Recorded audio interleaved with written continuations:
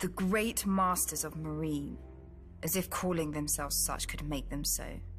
Thousands of years ago, during the height of the Giscari Empire, Meereen was second only to Old Geese in wealth and glory.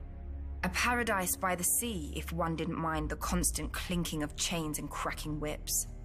Slaves built Meereen, and on their backs the city rested like a litter. Then came the dragons of Valyria. The masters of Old Geese would not bow, so they burned. The Valyrians tore down their walls, burned their pyramids to ash, and sowed their fields with salt and skulls. An old slave woman once told me that the Valyrians intended to break the chains of the Giscari slaves, absorbing them into the Valyrian freehold where every man held a vote. But the great masters of Meereen received their new overlords in the great temple, plying them with gold, wine, and all the wealth that slavery had brought them, and the Valyrians instead took up the whip themselves. I do not believe it.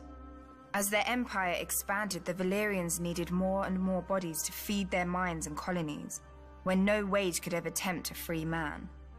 The Great Masters merely accommodated their new customers, staying rich as the Giscari Empire crumbled. After the doom fell on Valyria, the Great Masters worried for their fortunes. By this time, the Valyrians were their greatest providers and purchasers of slaves. Then the Dothraki horse lords swept out of the plains of Essos, and proved to be as fond of slaving as the dragon lords before them. The Great Masters grew richer still. For the first time in its history, the Great Masters alone ruled Meereen, and chaos ruled the rest of the world. The fighting pits swallowed men who in previous centuries would have filled the ranks of the Valyrian armies. Without these soldiers to maintain order, the wealthy had to buy their own, which the good masters of Astapor were more than willing to sell. If the buyer's nerves still needed calming, the wise masters of Yunkai could sell him further release.